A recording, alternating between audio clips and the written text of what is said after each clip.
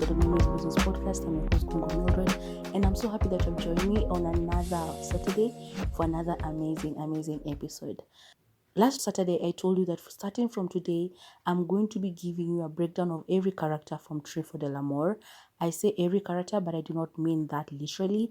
I just mean the main cast members of Triunfo de Amor because it was star-studded. It had so many people. It ran for 170 something episodes. So of course, so many people came and went.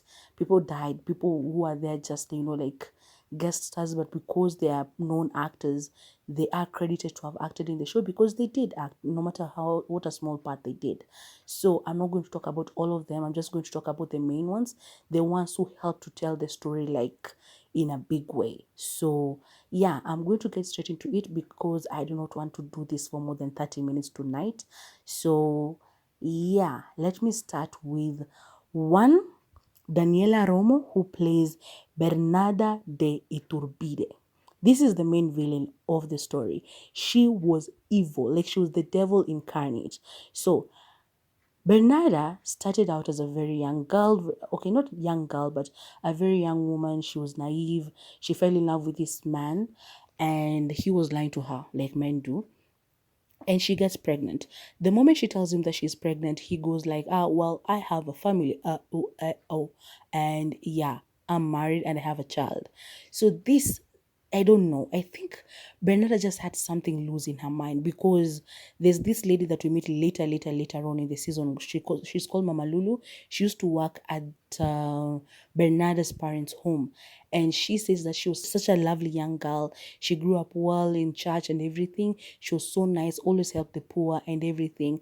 I don't know how she turned, but this was her villain arc. That's how the evil was created, when this man used her, lied to her, and then he was like, yeah, no. I'm not taking that child. I send it back to sender. Okay. So she goes to that man's house, and starts a fire while they are inside, the man, the wife, and their child. So the husband and the wife, they die, but the child survives. We do not know this until later on when we meet the child as a grown-up. So Bernarda moves on and she gets married to Octavio Iturbide. He is played by Eduardo Santamarina. If you remember him, he was the Alejandro in Ruby. So in this one, he's a little bit older because he was playing like a dad. In Ruby, he was pretty young. So yeah, he meets her and they fall in love. And I don't think she was in love with him. She just wanted to be protected, like to give birth under, marriage, and not to have carried a bastard or something. So she gets married to Octavio and they name their son Juan Pablo Iturbide. So this woman wanted to consecrate her son into the church as a priest from the moment he was born because she knew what she had done, like burning that family alive. And because of that, she was like, she'll need the son to be a priest in order to pray for her sins before God so that she does not end up in hell. But even with that in mind, knowing that she had killed three people at the time, she didn't feel sorrowful. She wasn't guilty. She didn't feel bad. She didn't go like, oh, I will stop doing this. I will never do this ever again. It will end there. No, instead she told herself that she was God's chosen revenger, or I don't know, she's the one who's supposed to give judgment to people. So she's chosen by God, and God entrusted that will of, punishing people on his behalf on her. And so she ended up killing so many people and always being the one who was on the wrong side. That's why she's the main villain of the story. And she was the best. She was one of the best villains I've seen in any story. So she moves on.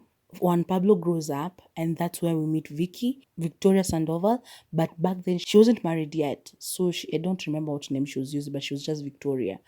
So she works at the home and she gets pregnant by Juan Pablo, even though he's going to the seminary to be ordained as a priest and all of that. And she punishes her as well. So the first punishment she enacted on Victoria was chasing her out of her home and lying to her that she had told Juan Pablo about her being pregnant and they had denied it. Juan Pablo didn't know anything about this. And then she kicked her out. She went to the streets, blah, blah, blah. So after she went to the street, she went and followed her. These things we know them from flashbacks. She went and looked for her, asked her to give her the child once the child was born. Victoria said no. Because of that, another punishment, she sought them out while they were walking from where they used to work, going back home, tried to run them over. Victoria pushed Maria out of the way. That was her daughter, the one she gave birth to. She was the one who was hit by the car. When she woke up, she did not have a child. So that was the second punishment. Then, Victoria continues living her life without a child. In the future, when they meet again, because now the truth is being found out, Victoria has found out that Juan Pablo didn't know the truth, and she's now telling him blah, blah, blah. The moment she finds out, she starts now attacking Victoria and her family. So she did a couple of things, including like taking over Victoria's fashion company and trying to get her to be sent to prison for someone else's murder, even though she was not part of it. She tried to do a lot of things, like terrible things to Victoria, all in the name of trying to seek revenge, because she's the hoe that tempted her son, who was supposed to be a priest, and ended up making him sin and have a child with her. And in her mind, this is Bernada's mind. She always thought that Victoria was still seducing her son, Juan Pablo, and was still interested in ending up with him, even though he was a priest, which again was crazy, crazy, crazy. But she believed in it so strongly that she did everything she could to try and hurt Victoria every chance she got. When she found out who Victoria's daughter is, because she found that out before Victoria did, she tried to intervene and get in the way, telling the daughter that the mom was a bad woman who, kicked her out, pushed her away, and sent her to the streets because she was a frivolous woman and wanted to live her life of sin without the daughter around, and thought that she was a burden and stuff. Then to the daughter, again, she was like, yeah, your mother was a terrible woman. When Maria found out who her was and who her mom was, she continued trying to do the same thing, even putting Maria's life in harm. Like, Maria gave birth to a son and she had the kid kidnapped. Actually, first, when Maria was still pregnant, she burnt down the house that she was living in because she sent some goons to start a fire in Maria's apartments so that she could die and not embarrass her and her name, and especially her son, because she was getting to know her father. And so that did not work. By the way, all of her plans never worked. Apart from acquiring Victoria's fashion house, all of her other plans did not work. And even when she acquired that, Victoria and her team, they all left and left her behind. And she only won one fashion show because Victoria was not present, and the other she just failed. Everything she tried to do, apart from the things that she tried to do to the people who she was working with, the evil people she was working with, every other plan backfired or failed in a way, one or another. So she sent a goon to go and shoot her again after, was she pregnant still? Yeah, again, failed. Then she kidnapped her own great-grandson and took him to Mama Lulu's place. This is the woman who used to take care of her as a kid. Told Mama Lulu that the kid's parents hated the kid. They did not love him. She was trying to work on the papers to get to adopt the kid, and all of these things. All of these were lies. She had kidnapped the child, and she knew how much her own granddaughter was suffering because she did not have a child. Like, all of these things. Victoria got sick at some point, and she was so happy. She went to tell Victoria about the name of her child while Victoria was still on anesthesia because she was just that evil. And she was kicked out of the church because the cardinal was like, I do not want you to come here. Because what she used to do was she would do all these evil things and then go to confess in church.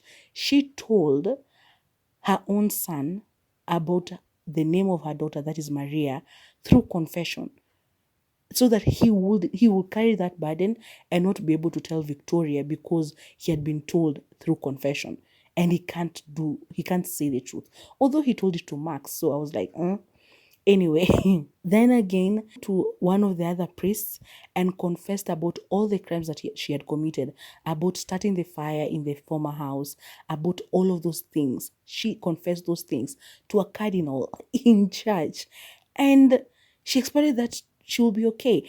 And again, she was not remorseful. She did not feel guilty. She did not think that she had done anything wrong. She thought that she was God's judgment to people. She was the one who was enacting God's judgment to people, and she was ordained by God to do that as the mother of a priest. That is some serious mental issue. Then again, so through all of these things, she interacted with a lot of bad people. Anybody who was against the Sandoval family, she was with them. She was with Rodolfo Padilla, who had given Victoria a job and had raped her actually, and she worked with him for a while until she had him killed. And she worked with Jimena, who was married to Maximiliano, and then of course did not work out, so she worked with her and her mom, Roxana. She worked with Alalcran, who was another demon and just a thief all round. Again, she killed him. She worked with Guillermo, who was after the Sandoval family because he just hated Osvaldo. Like, it was envy, it was jealousy, it was feeling like he always played second fiddle to him because apparently, according to him, Osvaldo took away the love of his life. That is Max's biological mother, Leonela Montenegro. Like, Guillermo's just crazy. All these people who were evil in the show, they were evil because I think of mental illnesses, if you ask me. All of them had a slight mental illness because the craziness that was coming out of their mouths, every crazy thing that they said, every crazy thing that they did, they had a serious mental issue or just a slight one that made them like they were living in a universe that was just their own. Every story they formed, the reasons why they were doing the things they were doing, it was because of their own illusions. The hatred that Bernard had towards Victoria was because of her own craziness, because she was fighting somebody who was no longer fighting with her, saying that she was still seducing her son. Victoria was married. She had her own life, but they share a child, so of course they'll be talking. And the padre, Juan Pablo, was Victoria's family's like main priest. I don't know how you call them, but he's the one who advises them and stuff like that for her family. So of course they had to interact, of course they had to talk. But because of that, Bernada just formed all these ideologies and all of these illusions in her mind, and that served as a reason to continue hurting Victoria as much as she wanted. So anyway, at the end, after everything that she had done and failed to do, she ended up losing the final fashion show that they had to Victoria's company. And she was very happy because even after failing, Victoria did not enjoy because Maria de Samparda fainted while getting her reward. And Bernarda was like, yeah, that goes to show that the God that I serve is a very good God because he's on my side. And you see, everybody that is trying to come against me, they end up failing, they end up being hurt and blah, blah, blah. Anyway, at the end, after all of her plans had failed, the police were after her because they had realized that she had killed Tomasa, her house manager. She had made the police shoot Rodolfo down. She had killed Alalcran. She had killed, I don't know if they knew that she was the one who had killed Sister Clementine. And she had also killed the family that she burned down. So that child survived, as I said, and that was Fausto. He came back later with his aunt, like his mom's sister, who had sworn to take revenge. So this sister, while Bernarda was trying to escape, she tried to actually start a fire in the house to burn Bernarda down. She survived because when Pablo came and saved her, she tried to start a fire in her car while she was inside. Actually, she tried to poison her through her food. She put acid in her salad dressing. She survived that one because, again, when Pablo came, saved her, took her to the hospital, and, she was saved. Actually, God was actually answering her prayers, honestly. And in this show, the entire show, even things that looked stupid, it was them praying to God to help them, and God was answering their prayers immediately, but they just didn't see. She kept praying that, she kept saying that she had given birth to her son and given him to God, so that he could be a priest, so that he is going to pray for her soul in order for her not to end up in hell. And every time that something went wrong with her, the son was there to save her. And instead of her repenting honestly and taking herself to jail or whatever, she kept doing the same things, because in her mind, every time that son saved her, she was like, yeah, that is God using my son to be there for me, because God does not want me to die. He wants me to continue living so that I can continue enacting judgment on his behalf on these people. So there's even time she went to prison and she was released. So she tried again to kill her, to start a fire in her car. It did. She survived, and that was the final part. She ran away to another, I think, town or country, and the police caught up with her. Just before they arrested her, she ran away again, got onto a plane, and it erupted in the air, and she died. So that was the end of Bernada de Iturbide. But I was like, she shouldn't have died. I know they had to punish her in one or another, but I wish she should have ended up in jail. People who hurt people like that should not die immediately. Like, I know it's a blast and blah, blah, blah, but death is usually like a very chilled revenge or punishment. Because you're supposed to suffer, you're supposed to live and have everybody that you ever try to hurt come to you and chastise you and make you feel like you're worthless, because you are. And let them have to come and see you in jail so that you can understand everything that you put them through. And maybe repent at some point. But I get it. With the way Bernada was going, she would have never seen herself as, the person who was doing wrong. Because even that little moment where she was arrested, she went to jail and still, she got someone killed in there. And she she was shouting at the prison guards and the other ladies in the, like, she was bad. This woman thought that she was higher than thou. She thought she was like God's sidekick or something on earth. And because of that, she was the most dangerous of all the villains in this show. She was the best, but she was also the most dangerous because she saw no limits.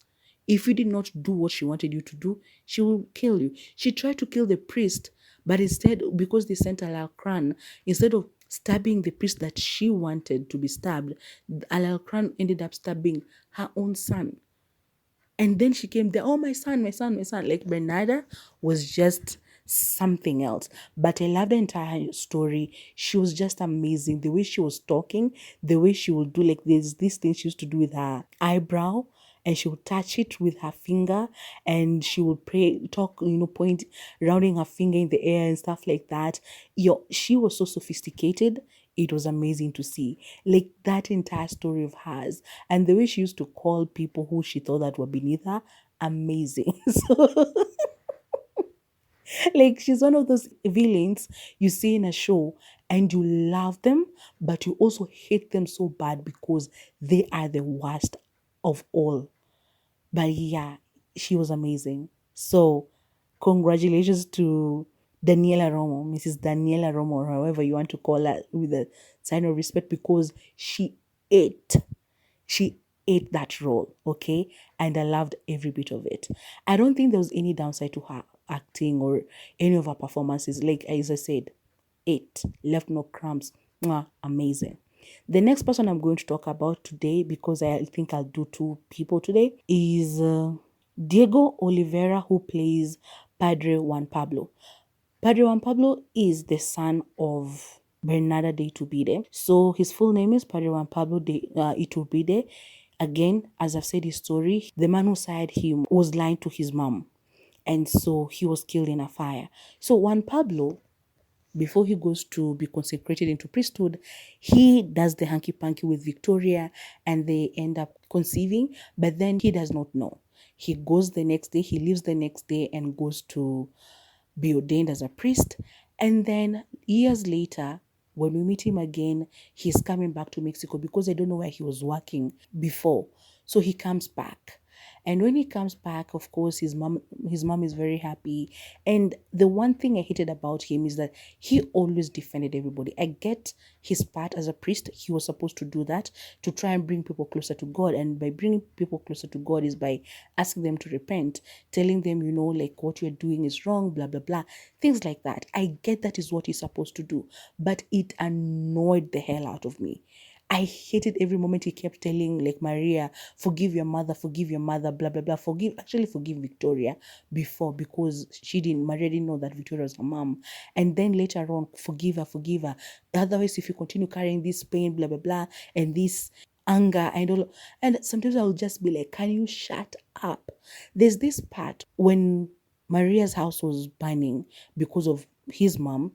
He didn't go in to save her because he was outside, and of course, because the way the story was written, it had to be Maximiliano who came to save Maria.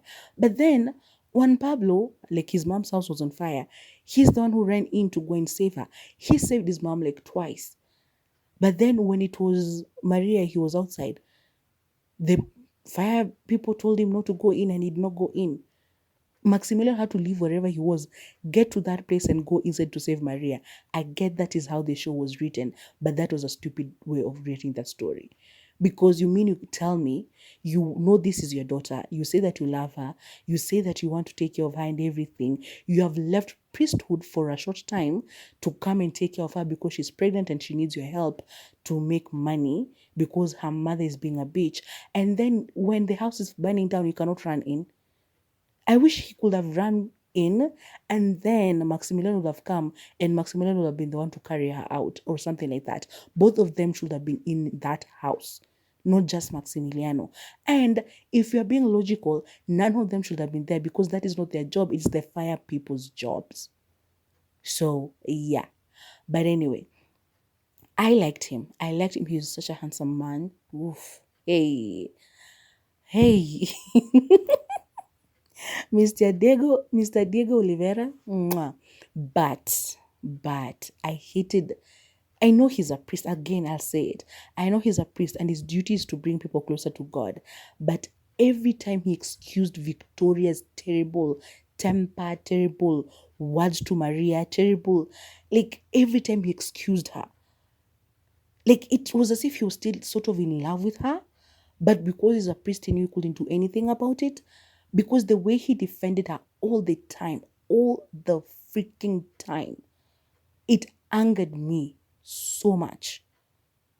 So much. But anyways, he had some good moments because the moment the mom confessed to him that Maria Desamparada is his daughter, he stepped up as a dad. He was there for her even though he couldn't tell her why, until eventually he asked from, I think, the bishop, and the bishop was like, yeah, you can tell her.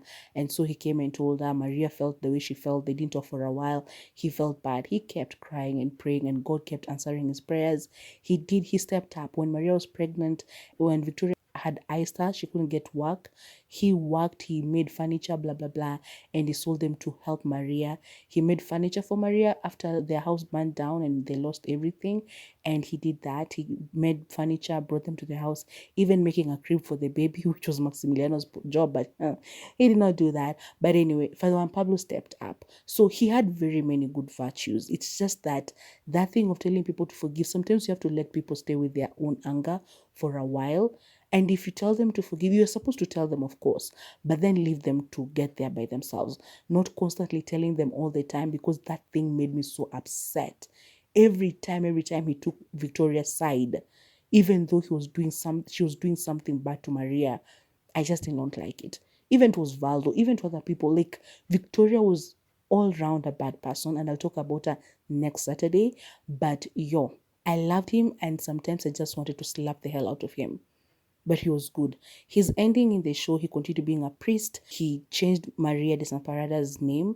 He gave Maria Desamparada a surname, his surname. So she ended up being Maria Desamparada Itubide, which was amazing. He found out that the man who raised him was not his dad, but he never knew the other man. So he did not change his name. He did not do anything like that. He remained as an Itubide, and he continued being a priest, which was amazing. He did the baptisms, he did the weddings, like so many things in the show. And he was an all-round loved guy in the show. It's just that there were little moments where, as I said, I felt like slapping him. But there's this part that I have to talk about before I finish this episode. There's this part where Maria is sick when she faints at the end, the fashion show, the last fashion show, and she goes into the hospital and she's found out to have something. I'll talk about it later. His mom, that is Bernada, comes and takes the kid, Maria's child, from where they used to live at the tenement because the neighbors are the ones who are taking care of him.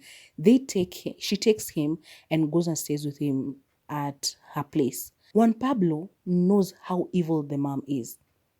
He knows that she tried to kill Maria. He knew she was a murderer, plain and simple. But in his mind, he was like, oh, she cannot hurt her own great-grandson. So he allowed the mom to take care of his own grandson. And that part angered me. I remember I had seen the show. Most of the parts I wasn't commenting. I wasn't commenting on the YouTube channel. But in this one, I was like, I wanted to just, I don't know, get in there, pull him out and slap the hell out of him. Because what do you mean? And then the mom goes to the bishop and, she pretends that she is sorry, that she takes it all back and everything. And they're like, if that's what you want, you can come back to the church, blah, blah, blah. This child is the one who has helped me, see the light, and I want to go back to Christ. I want to go back to church. And they were like, yeah. Although the other priest was like, yeah, no. You can lie to everybody if you want, but I will never, ever accept what you're saying because I know you are lying. The one that she had tried to kill. But I was so upset with Father Juan Pablo at that moment. And the way he defended her. Victoria even came for her grandson. And Father Juan Pablo was like, no, my mother is the best person to take care of him. And I was, what do you mean? That infuriated me. I was like, Father Juan Pablo, if you're not this handsome, I beg, I would have beaten you up. I would have slapped you if I knew you. And I don't know why Victoria just accepted. Because it was like, yeah, my mom can take care of him, but I'll be coming to check in on him. Like, nobody knew at that moment that she's the one who had kidnapped the boy. But whether you knew or not, you knew that she had committed those other crimes. And still, Father Juan Pablo, I get that he's your mom, but you know how evil she is. How are you allowing her to take care of your grandson? That just didn't make any sense. But anyway, he was an all-round loved character. I loved him so much. Diego Rivera is an amazing actor. I've seen him in other shows, and I loved him in this one. I think in this one he was my favorite. And yeah, I'll continue watching him in any other that I see him. So I think next week I'm also going to talk about 2 more people because these main characters, their arcs are so long, their stories are so long. So like next week I'll be talking about Victoria and Osvaldo and Heriberto. So that one is going to be also long. And then the next one I'll talk about Maria de Samparada and Maximiliano and Jimena and Alonso. So that one is also going to be long. So yeah, I said that I don't want these things to last long. Like I didn't think that there are going to be many episodes, but I think they're going to be. I'm going to milk this as long as I can, So it's going to give me stories to talk about in the next coming episodes. So if you want to continue listening me give you a breakdown of the characters from Triunfo del Amor, please come back next Saturday and listen to me right now. Remember that I'm still baking. Remember that I'm still cooking. So if you want me to make a meal plan for you and cook for you a meal for the whole week so you can store it in your fridge, please DM me on my Instagram and on my TikTok, Mimi's Musings Podcast, and I'll be very glad to do it for you. I'm also baking. Make your orders as well. Other than that, please remember to come here, comment in the comment section. Tell me, as I said, if you want me to continue with this series or if you do not want. If you do not want me to do that, tell me what you'd like me to talk about, okay? Remember to like, share, subscribe, and hit the bell for notifications so that whenever I upload something new, you're going to be amongst the first people to come and watch, okay?